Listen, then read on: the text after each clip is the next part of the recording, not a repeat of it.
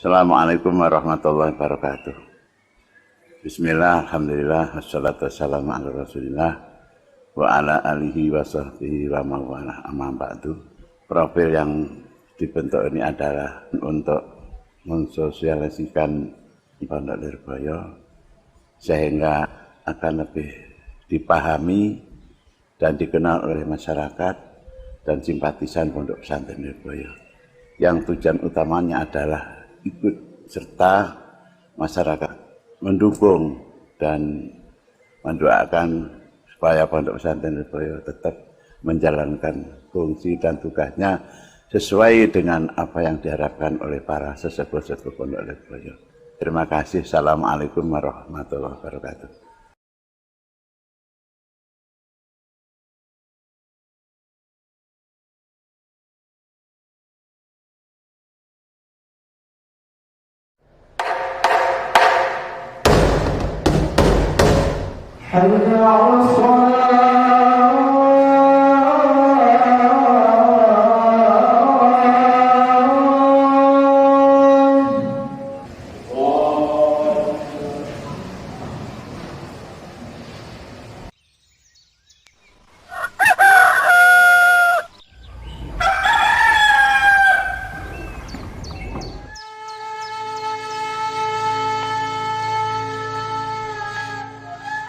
Selamat datang di Pondok Pesantren Lirboyo Kediri. Sebuah pesantren yang telah berhasil mempertahankan pendidikan salafnya hingga di usianya yang ke-100 tahun.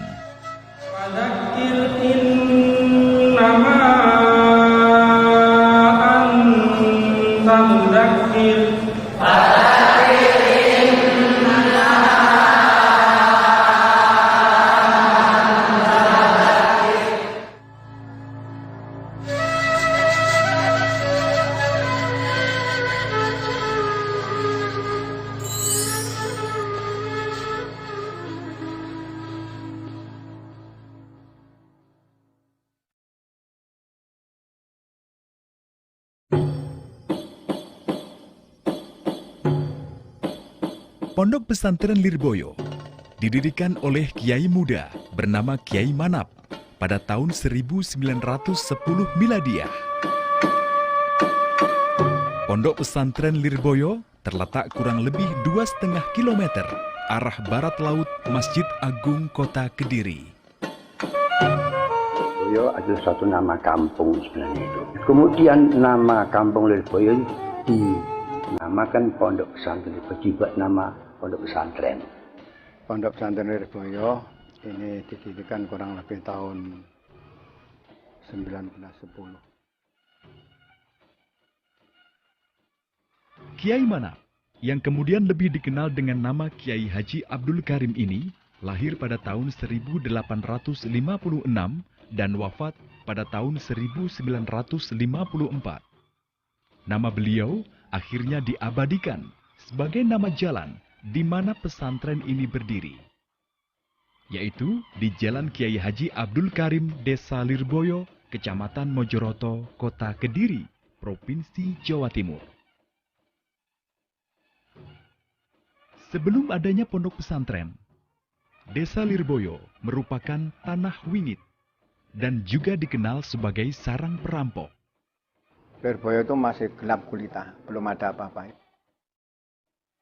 Namun, setelah kedatangan Kiai Haji Abdul Karim dan beberapa santri beliau, Lirboyo tampak bersinar, bagaikan intan di tengah lumpur yang banyak dicari.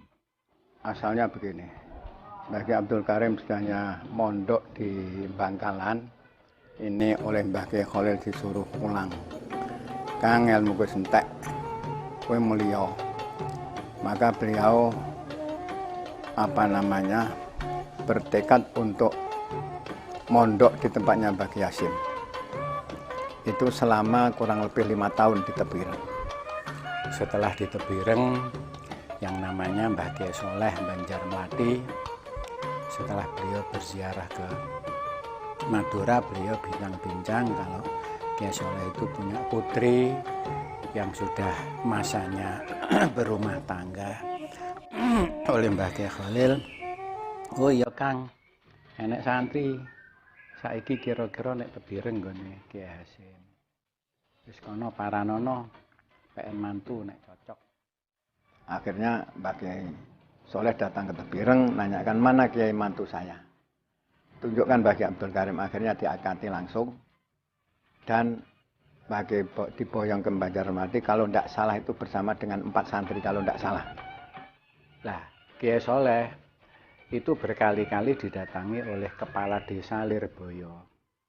Yang kepala desa Lirboyo itu adalah ditugas dari Keraton Solo. Mbok iya to Kiai nek jenengan niku nggadah putra-putra napa santri-santri dipun salapaken teng Lirboyo. Mangke kersane ngisi. Lirboyo kersane ngaos. Akhirnya oleh Mbah Kiai didatangi di istikharoi. Diambil alih tanahnya. Kemudian tanahnya dibau. Baunya kok wangi. Akhirnya walaupun belum ada apa-apa di sini, akhirnya Mbah Kiai Abdul Karim dibuatkan gubuk. Besoknya Mbah Kiai Abdul Karim dibawa sini dengan diberikan nasi itu 1 ceting, dengan lauknya secukupnya. Kemudian 3 hari mbahnya disusulkan ke sini. Lah Mbah Manap waktu itu sudah ada santri yang ikut ngaji di sana. Kalau tidak 2 ya 4. Lah mulai saat itulah Lirboyo dimulai seperti itu. Mbah Abdul Karim pertama kali berada di Lirboyo itu memang betul-betul berjuang mati-matian. Terutama dengan sendirian Mbah Abdul Karim itu. Jadi demikian cerita berdirinya Pondok Pesantren Lirboyo. Pembelajaran di Pondok Pesantren Lirboyo bermula dari sistem pembelajaran yang sederhana, berupa pengajian sorokan, din dalem, dan masjid yang sederhana pula. Namun ternyata mampu menghasilkan santri-santri yang militan dan berkualitas yang mengundang kekaguman masyarakat. Terus berjalan dengan pakai pengajian saja. Jadi Mbah Kiai waktu itu belum ada sekolah, jadi pengajian dengan mempergiat riyadoh kalau malam dan diajar akhlakul karimah sampai syariat pada waktu siang diberikan kepada semua para santri.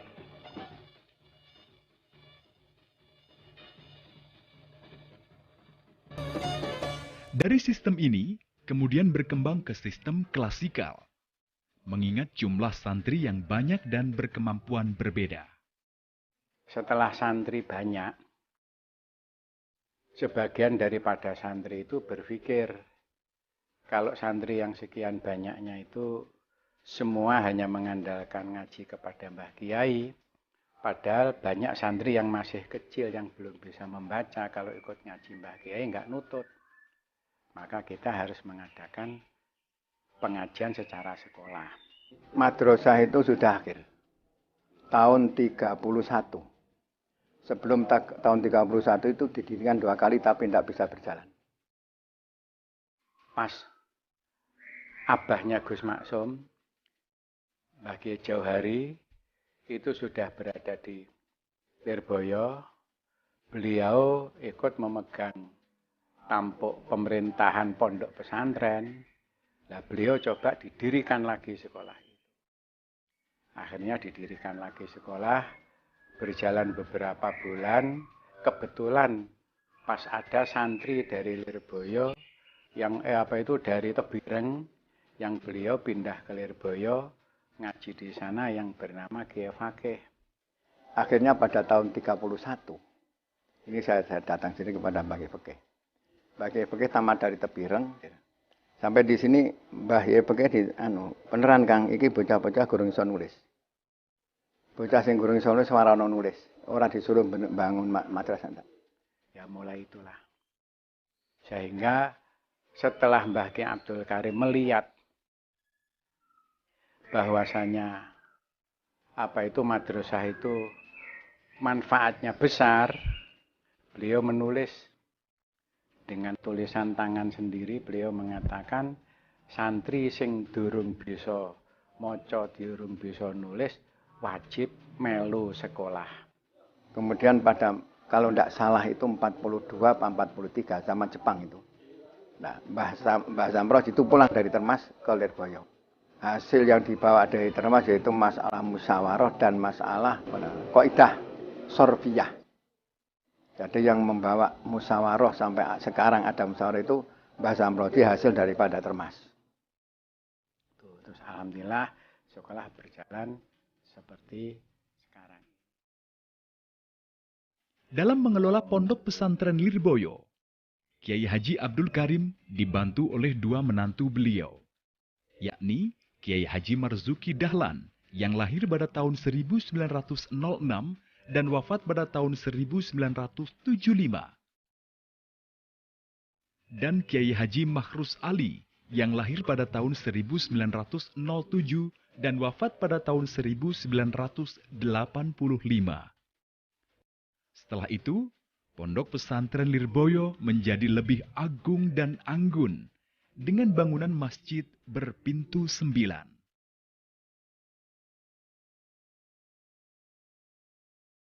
Sarana belajar dan kamar santri yang semula sederhana mulai diatur lebih representatif, sehingga membantu santri secara psikologis dalam mengembangkan talenta untuk ditumbuh kembangkan lebih maju. Begitu pula manajemen pesantren mulai ditata.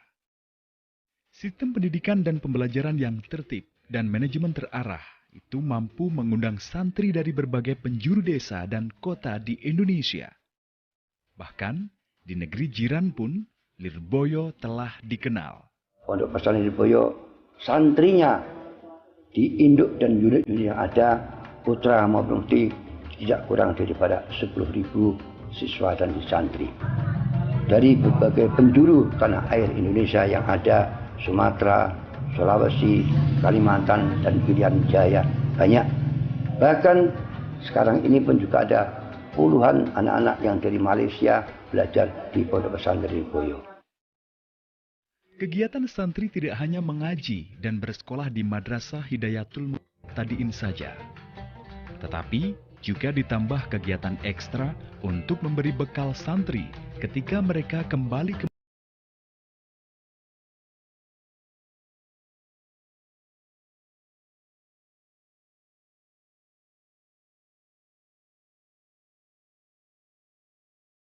sah kebolehan berpidato, karya ilmiah dan lain sebagainya.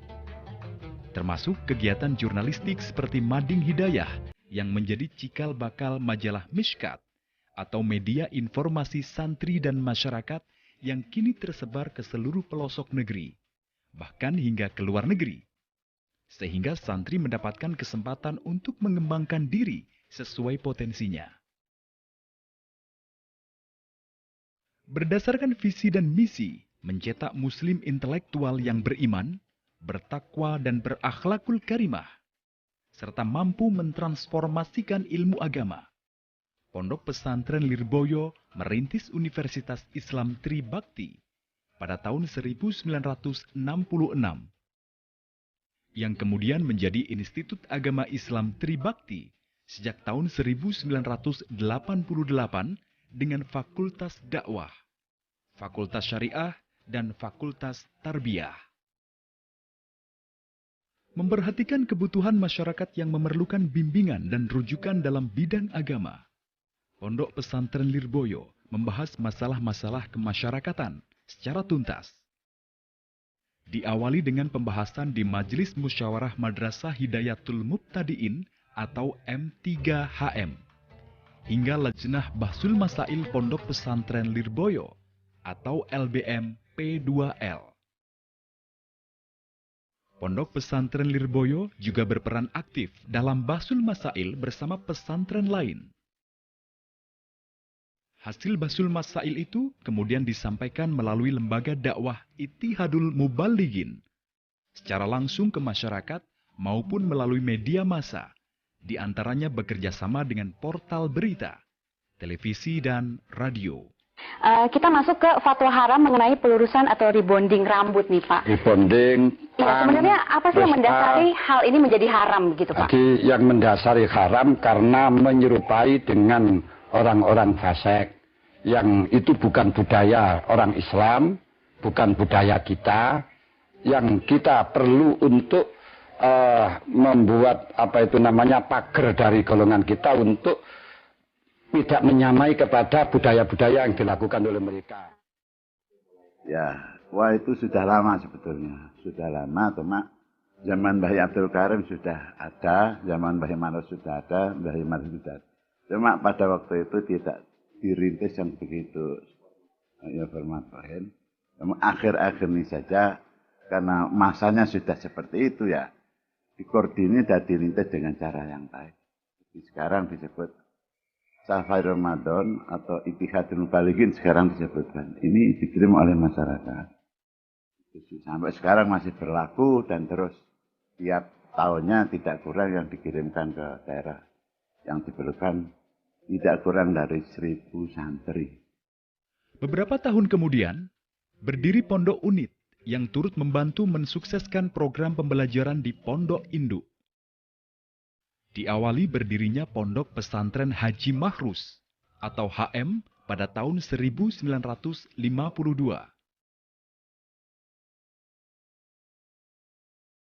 Pondok Pesantren Haji Yakub atau HY oleh Kiai Haji Yakub bin Soleh pada tahun 1978. Pondok Pesantren Putri Hidayatul Mubtadiat oleh Kiai Haji Muhammad Anwar Mansur pada tahun 1985. Pondok Pesantren Putri Tahfidzil Quran oleh Kiai Haji Ahmad Idris Marzuki pada tahun 1986. Pondok Pesantren Putri HMQ oleh Kiai Haji Abdullah Kafabihi Mahrus pada tahun 1986, Pondok Pesantren HM Putra atau Al-Mahrusiyah oleh Kiai Haji Imam Yahya Mahrus pada tahun 1988. Pondok Pesantren Darussalam oleh Kiai Haji Ahmad Mahin Toha pada tahun 1993. Pondok Pesantren Salafi Terpadu Ar-Risalah oleh Kiai Haji Muhammad Ma'ruf Zainuddin dan Nyai Hajah Aina Ainaul Mardiah pada tahun 1995. Pondok Pesantren HM Antara atau Anak Tahap Remaja Kiai Haji Muhammad Anwar Mansur pada tahun 1996. Madrasah Murattilil Quran oleh Kiai Haji Maftuh Bahsul Birri yang berkembang menjadi Pondok Pesantren Murattilil Quran pada tahun 2009. Program-program yang ada di Pondok Pesantren Salafi Terpadu Ar-Risalah Lirboyo Kota Kediri adalah program pendidikan Al-Quran dengan memakai Rosam Usmani, pendidikan diniyah dengan mengikuti kurikulum Pondok Pesantren Lirboyo, dan pendidikan formalitas yaitu mulai dari SD, SMP, dan SMA dengan mengikuti kurikulum pendidikan nasional. Pondok Pesantren HM Antara ini satu pondok yang dikhususkan untuk menampung anak-anak yang memang masih butuh bimbingan secara khusus, berarti anak-anak yang masih dalam tahap remaja. Untuk usia kita tidak membatasi penekanan pendidikan anak-anak ini, terutama di dalam bidang masalah bacaan Al-Quran dan akhlak. Di samping menaungi pondok-pondok unit, Pondok Pesantren Lirboyo juga menaungi pondok-pondok cabang. Di antaranya yang pertama adalah Pondok Pesantren Lirboyo Cabang Pagung, Kecamatan Semen, Kabupaten Kediri, yang berdiri pada tahun 1989 Masehi. Yang kedua, Pondok Pesantren Lirboyo Cabang Sedayu, Kecamatan Turen, Kabupaten Malang, yang berdiri tahun 1997.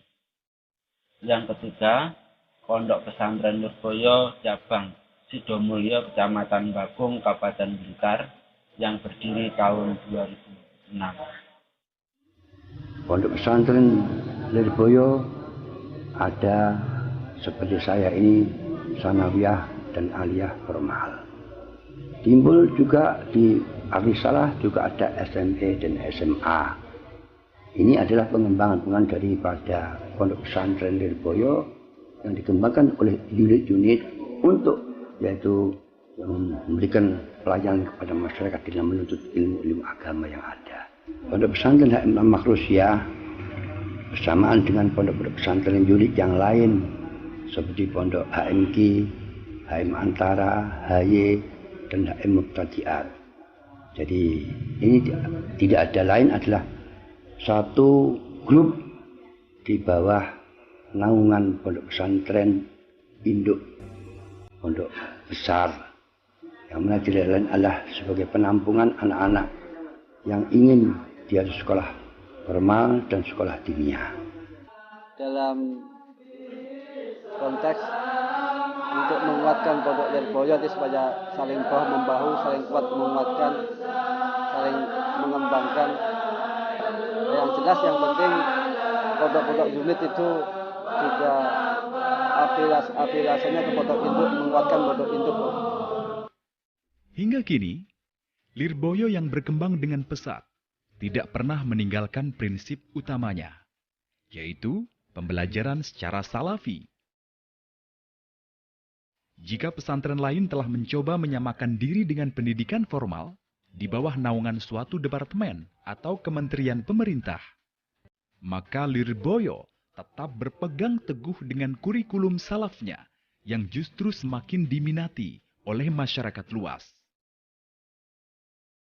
Ilmu yang diajarkan, yang pertama kali yang dibawa oleh pendiri itu adalah ilmu, ya ilmu agama itu.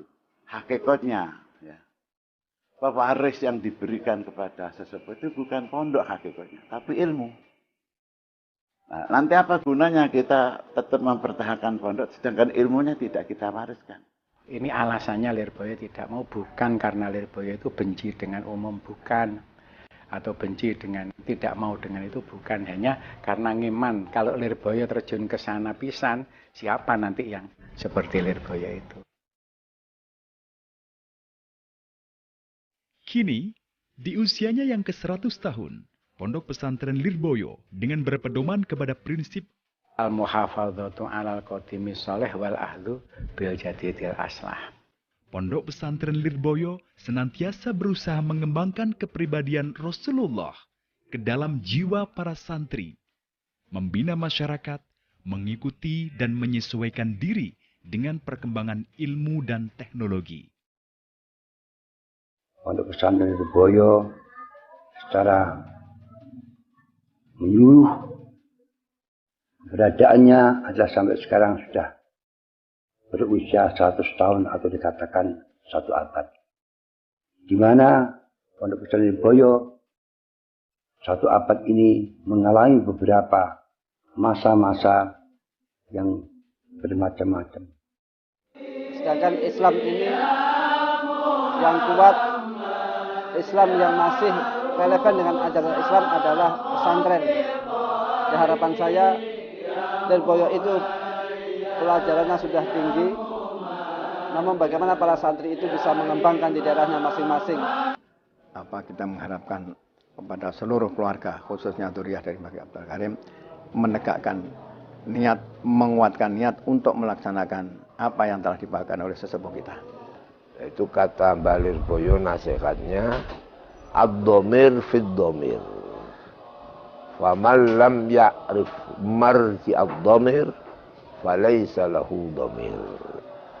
Itu artinya dhamir itu di hati. Jadi tidak usah saya beri inau sunin di candane. Nek wong sing ora ngerti pancen kan di hati. Jadi tidak perlu kita jadi orang alim. Ini ijtihad Mbah Lirboyo pertama kali dhamir isyarah itu harus dimengerti. Dan pengertian yang langsung dari Allah. Alhamdulillah kami ikut serta bersyukur yang sangat dalam bahwa Lirboyo betul-betul diberi panjang umur ya oleh Allah Subhanahu wa taala sampai bisa melewati usia 1 abad. Mudah-mudahan ini akan membawa manfaat betul, berkah betul masa depan untuk Pondok Lirboyo. Pesan saya mendalam saya sebagai sama-sama dzurriyyah, sama-sama putra wayah daripada Mbah Abdul Karim, siapa yang akan menjadi pengasuh, siapa yang akan mengajar di Lirboyo, kami persilahkan siapa saja. Pokoknya yang penting mereka yang istiqomah di pondok pesantren dan beliau sanggup mengajar, ngaji kitab kepada santri-santri, utamanya membimbing jamaah dalam tiap-tiap waktu. Lirboyo, masihkah tebu-tebu berderet manis sepanjang jalan menyambut langkah gamang santri anyar menuju gerbangmu? Ataukah seperti di mana-mana telah digantikan bangunan-bangunan bergaya Spanyolan dan pabrik-pabrik yang angkuh? Lirboyo, masihkah mercusuar Petromax sepanjang bambu, setia menunggui para santri bersaharul layali? Ataukah tentunya neon-neon benderang kebiruan yang berjaga kini, seperti bola-bola lampu menggantikan teplok-teplok godaan? Lirboyo, masihkah beberapa santri menghafal i'lal di tengah rerumpun tebu dan senandung matan-matan Alfiah dan Imriti membuai merdu? Ataukah seperti di mana-mana telah digantikan lagu-lagu Melayu lewat transistor bawaan teknologi canggih masa kini? Lirboyo, masihkah perdebatan pendalaman dalam halqah-halqah musyawarah menghidupkan malam-malammu penuh semangat dan gairah? Ataukah seperti di mana-mana diskusi-diskusi syarat istilah tanpa kelanjutan dinilai lebih bergengsi dan bergaya? Lirboyo, masihkah santri-santri bersama melakukan salat setiap waktu memburu derajat-derajat ganjaran yang berlipat 27? Ataukah seperti di mana-mana semua orang seperti tak punya waktu memburu saat-saat kesendirian untuk diri sendiri? Lirboyo, masihkah penghuni-penghunimu percaya pada percikan sawab berkah Mbah Mana, Mbah Marzuki, dan Mbah Maharus rahimahumullah? Ataukah seperti di mana-mana itu tidak mempunyai arti apa-apa, kecuali bagi dikenang sesekali dalam upacara haul yang gegap gempita? Lirboyo, masihkah senggotmu terasa berat bagi penimba, ataukah justru lebih berat lagi? Lirboyo, kaifal hal? Bagaimana kabar Gus War, Gus Idris, Gus Imam, Gus Maksum? Lirboyo, di mana-mana kini tersebar Mbah Manap, Mbah Manap. Di mana-mana kini tersebar Mbah Marzuki, Mbah Marzuki. Di mana-mana kini tersebar Mbah Mahrus, Mbah Mahrus. Merekalah yang meski dalam ukuran yang lebih kecil, ketika di sini mampu mengalahkan senggotmu. Lirboyo, bagaimana di sini? Lirboyo, aku rindu kau.